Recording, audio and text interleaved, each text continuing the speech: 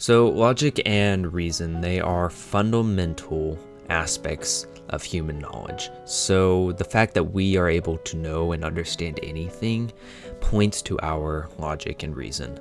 So how can we trust logic? How can we trust our own intelligence? So I want to watch this video of Frank Turek talking about this kind of stuff.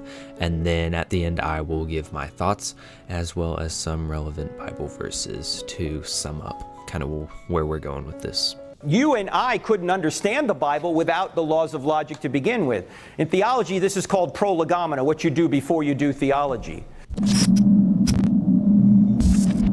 I'm wondering if you can describe your epistemology, because throughout your presentation you were using reason and the laws of logic to reason to God, but I'm wondering, how do you know that the laws of logic, for example, are true in the first place, to where you can rely upon them to make those arguments and they can be coherent and consistent, you can trust them? Good question. Good question. The reason we know the laws of logic are reliable is because they're self-evidently reliable. You can't think a thought without them. Like if I were to stand up here and say, the reason that I believe the laws of logic are so, well, let me think about this another way.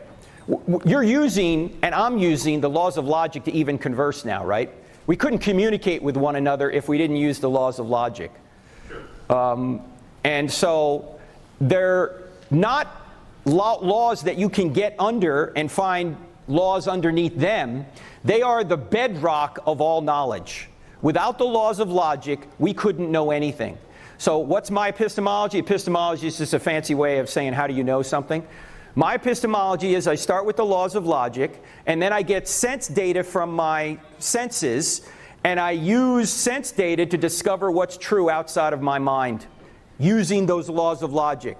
So, as we said before, if somebody comes up to me and says there is no truth, I'm going to use the law of non-contradiction to say, well, that's a truth claim, so that claim can't be true. It's like saying I can't speak a word in English. So, someone gives me that claim, I'm going to apply the laws of logic to it. And that's what everybody does. If somebody says they don't do that, they're using the laws of logic in order to deny that. Sure. Right? As a believer in the Bible, is there a reason why you wouldn't start with the Bible as the basis and the source for the laws of logic? For example, law of identity. You know, A equals A. God says, I am that I am. Therefore, he has revealed himself as the law of identity. There is no lie in truth. So therefore, you know, law of non-contradiction. If you're not with me, you're against me. You know, there is no middle ground. Right, so, but in order to know what the Bible is saying, you need the laws of logic to know what the Bible is saying.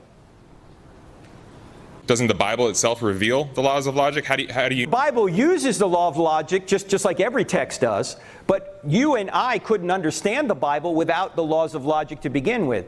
In theology, this is called prolegomena, what you do before you do theology. Now, before there was a Bible, did people know things? Depends on how you define knowledge. Yes, they did. Did people know the sun rose? Of course they did, right? There was no Bible, right? Long before... Did people know that they were evil? Yeah, they did. In fact, before there was a Bible, God judged the entire generation of Noah, right? People knew right from wrong before the Bible. People knew logic before the Bible. People knew basic cause and effect before the Bible.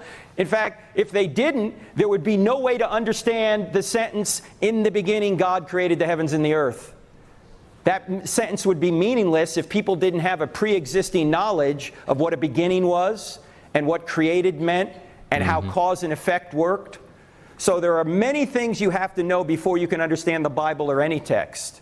In fact, we just started an online course, or it's actually being broadcast on TV right now. It will be an online. So logic and reason are fundamental to how we think, behave, talk with one another, make decisions. Why does reason and logic exist at all? Why is there an objective source of logic that you and I use? Whether we know where logic comes from, you and I, we can reason and use logic in our day-to-day lives to interpret, to understand our senses, all these different things. So why does logic exist in the first place if there is no God? No, God is the very source of logic. The Bible tells us that God created us in his image. By creating us in his image, we are able to use logic and to reason through things. Without God, logic is just a human construct or an evolutionary construct. Without God,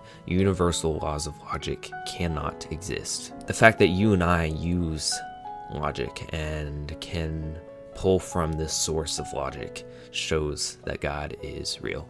And Proverbs 9:10 tells us this: the fear of the Lord is the beginning of wisdom, and the knowledge of the Holy One is insight. Now, there is a difference between being knowledgeable and being wise. You can claim to be knowledgeable, but that doesn't mean you are wise. That doesn't mean that you have true knowledge. You can convince yourself all day that you have true knowledge and that you know the truth. But if you have no wisdom from God, well, then you are simply deceiving yourself. Colossians 2 verses 2-3 tells us this: that their hearts may be encouraged, being knit together in love, to reach all the riches of full assurance and understanding, and the knowledge of God's mystery, which is Christ, in whom are hidden all the treasures of wisdom and knowledge. All wisdom and knowledge is in God. Anything apart from that is foolishness. And you can try to dismantle this video. You can try to argue against it, but at the end of the day, if there is no God, then whatever logic you are using from cannot be trusted. Just think about that.